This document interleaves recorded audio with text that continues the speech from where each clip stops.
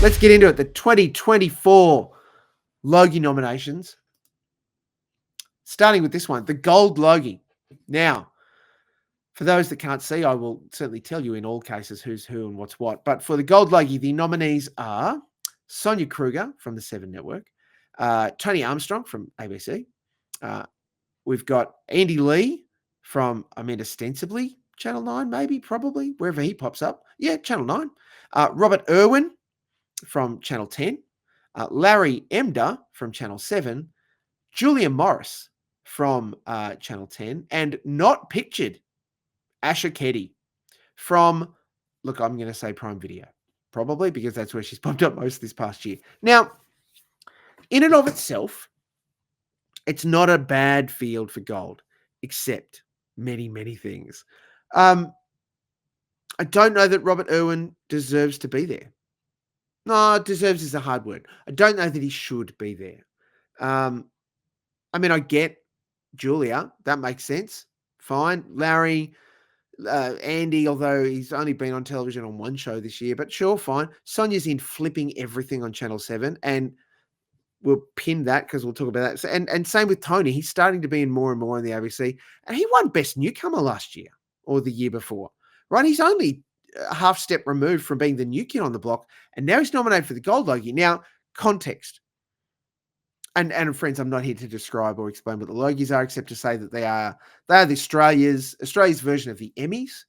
So it's our TV awards, and I am 100% behind us celebrating the things that we do well, because we should celebrate the things that we do more and more. That goes without saying, and we should do it unashamedly. And because the Logies are the only thing we have, it's going to be the only thing that we can do, such that it is. Now, the Gold Logie is a popular category, i.e. the general public, you and me, us schmoes, get to vote on who wins the Gold Logie. Now, for the first time in ages, there are only 3 categories that are most popular. This, the Gold Logie, the Bert Newton Award for Most Popular Presenter, and the Graham Kennedy Award for Most Popular New Talent. That's it. They're the only ones we get to vote on. There's no, most popular drama, most popular this. It's all bests. So a panel of industry people are going to get to vote on the other things. Human, actual general public only get to vote on 3. So to put it in context, this pinnacle award, the Gold Logie that everybody raves about and holds up as being sacred, which, look, it is important, there is no question, is a fucking popularity contest from the general public. Not even the industry going, this is good because it is actually good. It's just the general public go, oh, yes, I like Sonia. She's on all the shows I watch. It's a bit snake eating its own tail. Does that make it good? No, it might do, but not necessarily. Does that mean that we're going to get the worthy winner of the Gold Logie? Not necessarily, but friends, that's how it's been ever since it was implemented. The Gold Logie has always been a popularity contest. So it makes sense in part that the nominees should be people that we see regularly. Now, I find it weird that Asha's not in this Gold Logie photo, frankly, but actors have commitments, as do everybody else, though I would have thought that given the nature of the Gold Logie, you'd find a way to be available for it. Can't speak to her. She has a busy schedule. The rest of them are just presenters. And I mean that politely, just presenters. They sit in a chair or they stand in a studio and they read a fucking auto cue. Does that make them worthy of Gold Logie winning sort of situations? Yes and no.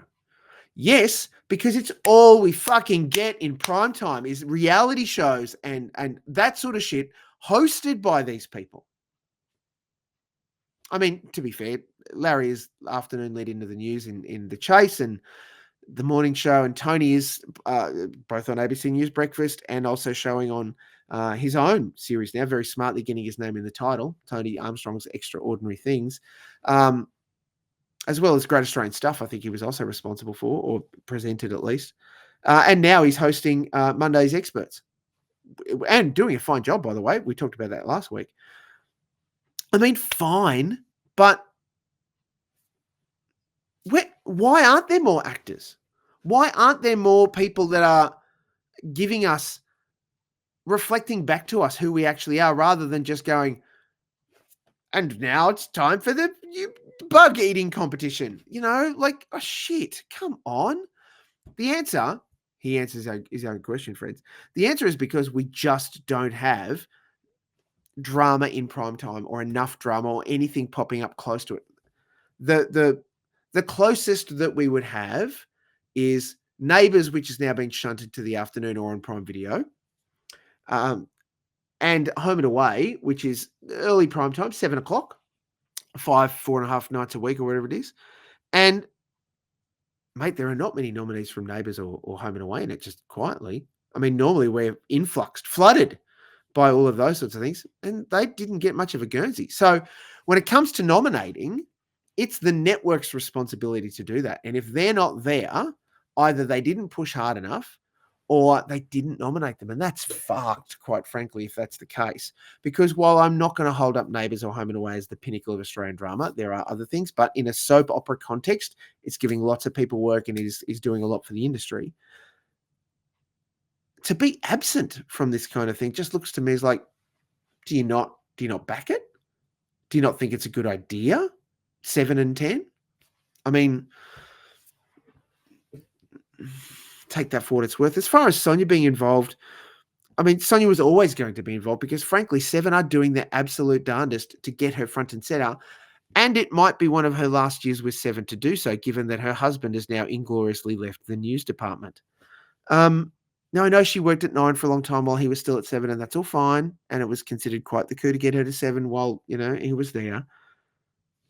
Sonia is an absolute professional. Please, this is not a slight on Sonia.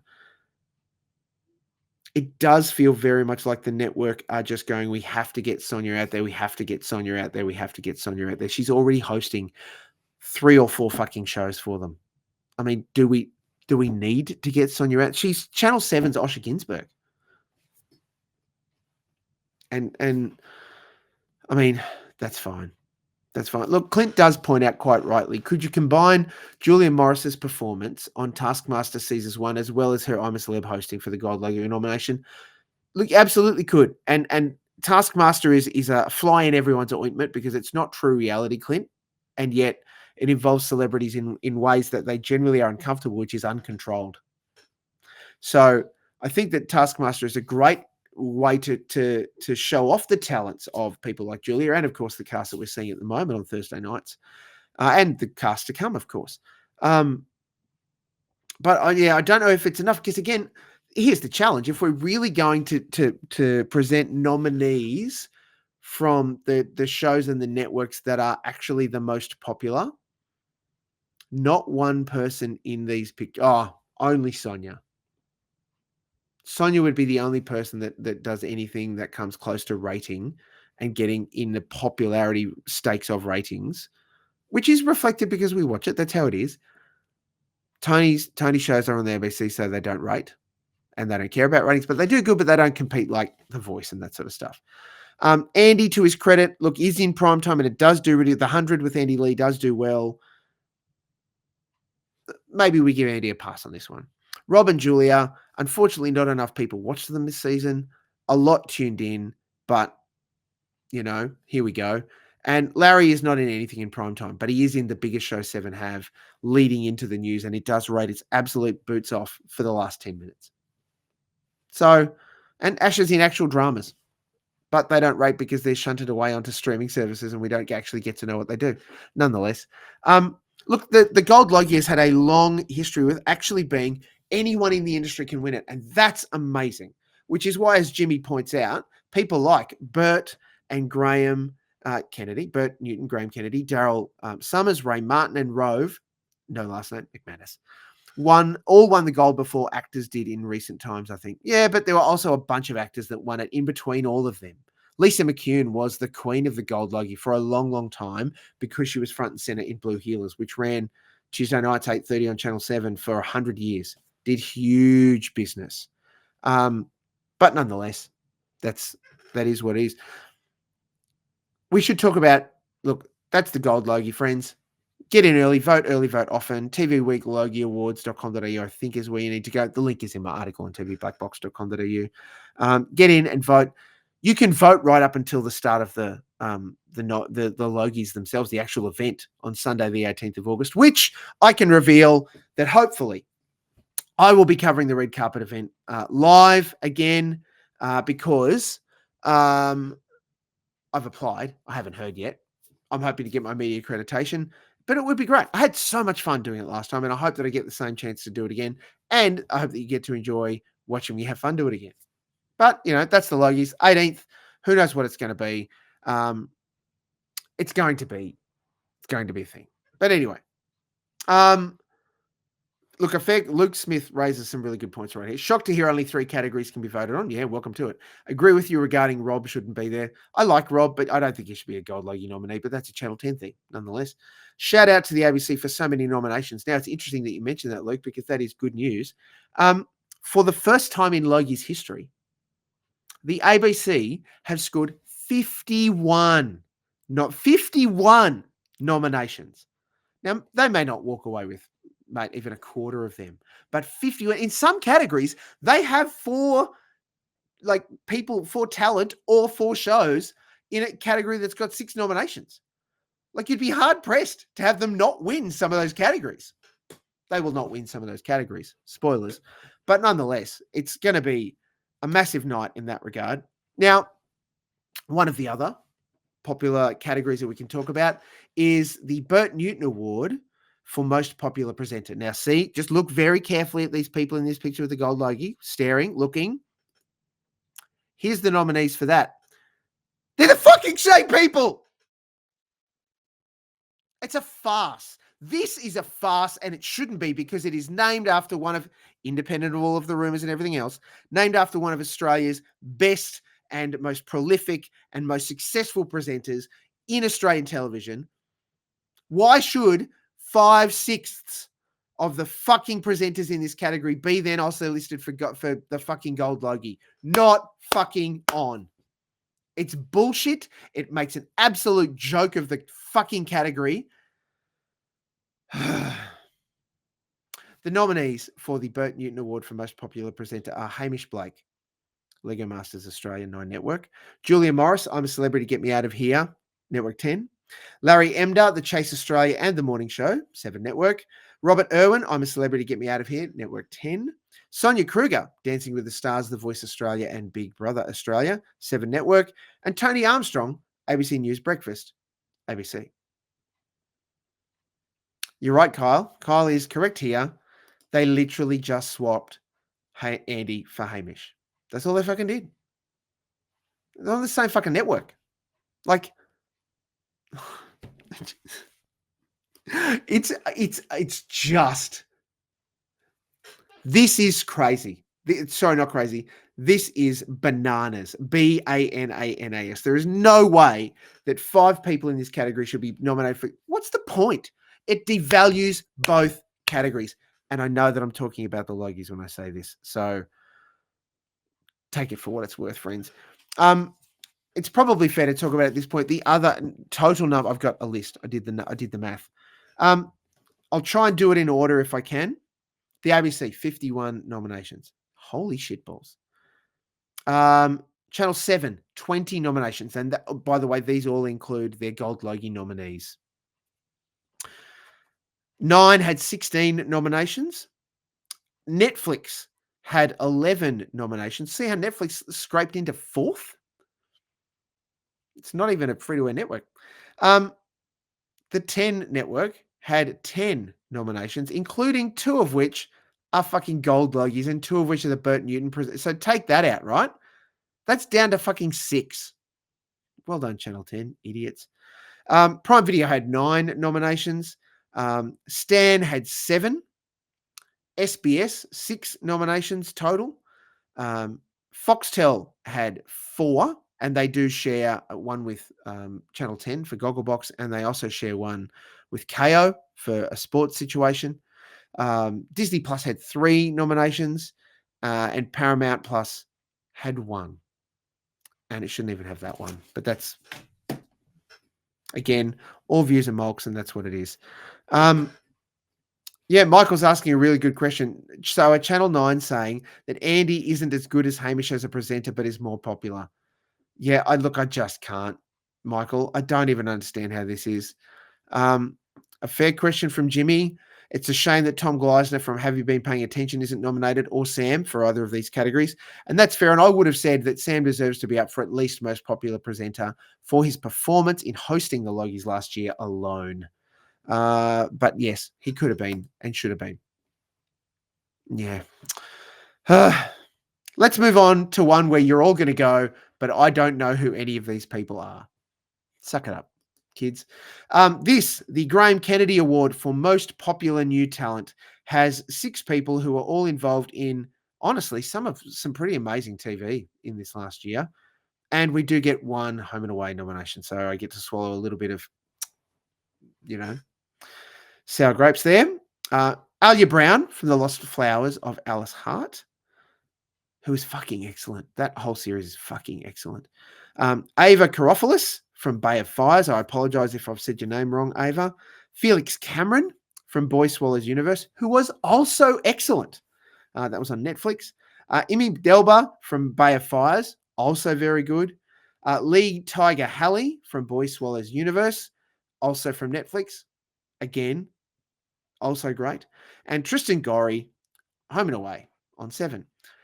They're our most popular new talent. Now, we have seen in the past this be an actual opportunity that helps people reveal that they are out there doing their thing. And it offers opportunity for them, as much the industry getting to see them and knowing they're doing their work, as much as all of us going, yeah, I like them in that thing.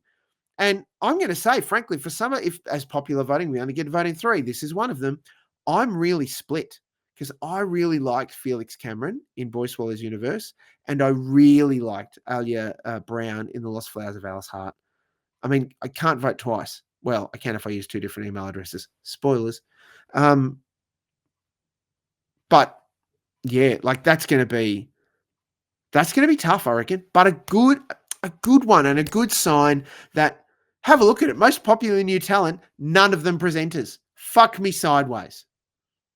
They're all actors. About fucking time. Anyway, we can vote on the Graham Kennedy Award. Get out there and do it. I mean, vote how you want to vote. I would say that you've got really a couple of options there, but not too many. But they're all good. They're all good. Well done, everyone. You all deserve our applause, and you'll get it on Sunday, the 18th of August. There is stuff popping up everywhere. Clint asks, how does Sigourney Weaver get a Logie nomination? Does she know what a Logie is? She probably doesn't, but she will know by now, Clint. How does she get one? Because The Lost Flowers of Alice Hart is fucking great, and it was on Prime Video and an Australian production.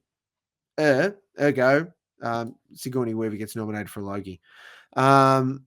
And it will be good, Michael, to see Sam Pang as host. It will be the difficult second album, but I think he will more than knock it out of the park.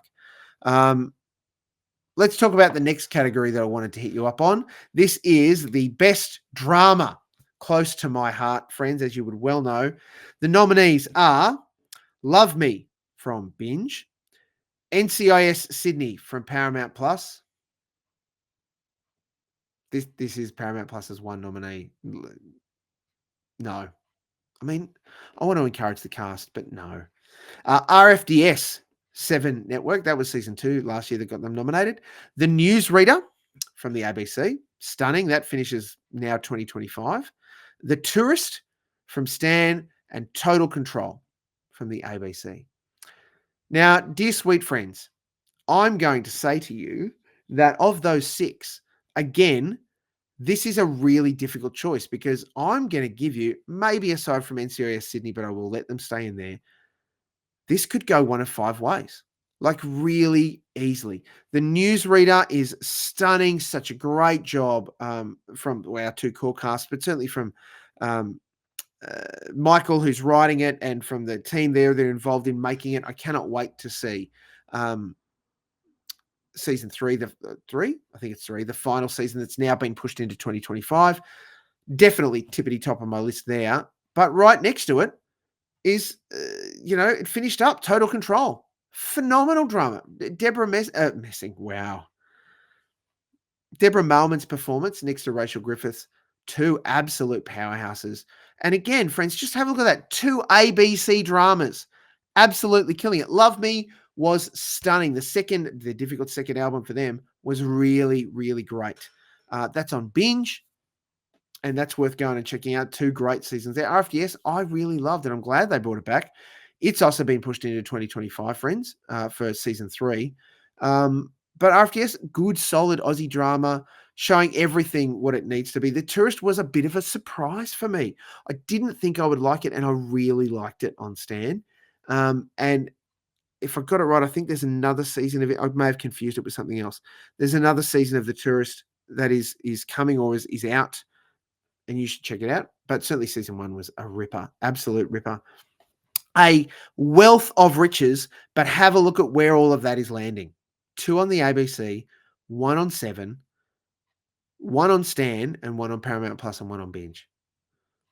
Like Channel 9, Channel 10. I mean, I know 10 will claim NCIS Sydney. They really can't, but they can. Where is the rest of you guys? Come on. There actually should be an SBS drama in that, but we'll get to that because they actually take a bit of a landslide in the miniseries telemovie category. I think that's great and a great reflection of where the Australian industry is. I've talked too long already, so I need to push on, guys. I'm sorry.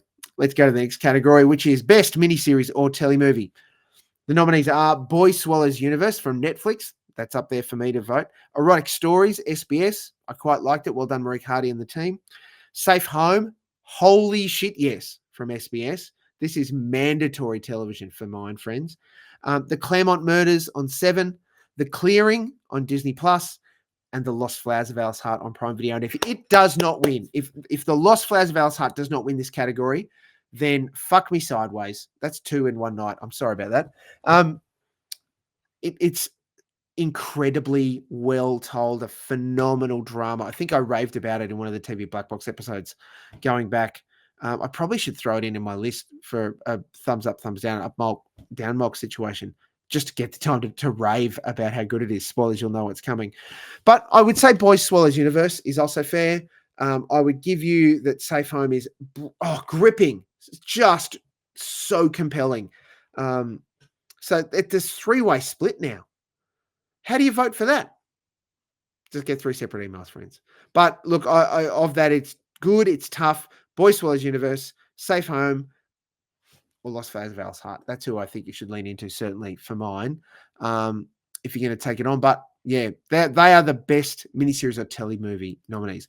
The last category I wanted to talk about tonight is the best scripted comedy program, another one that is close to my heart. And I'm going to offer that this is a 2-horse race. Everything in this list is good, but there are 2 that should win it. And if one of them doesn't win, then look, I'm going to storm the ramparts. I'm going to do something. The nominees are In Limbo, ABC, Mother and Son, ABC, Population 11, Stan, Strife on Binge. Now, those 4, I think, are all worthy to be in this category. Well done to everybody that was involved in them, creative, the performers, the people behind the scenes. You all did real fucking good. Real good. But the 2 that I think that this is just going to be a bee's dick between, Utopia on ABC and Deadlock on Prime Video. The Kate's absolutely killer comedy mystery series that was on Prime Video. I just cannot separate them. Like, honestly, it is down to millimeters as to how you would try and pick which one that's going to be. And every time I go this one, the other one flops up and goes, all right, that's going to be a thing. And I just can't. I just can't. It's good, but I just can't. So make your choices on that, friends. Like, I enjoyed Strife. I thought that Mother and Son was good. Not everybody raved. I thought it was quite good. In Limbo was excellent. Population 11 was bloody funny. Well done to Phil Lloyd and the team for that. It's so really, really funny, good stuff. But Utopia and Deadlock, brilliant.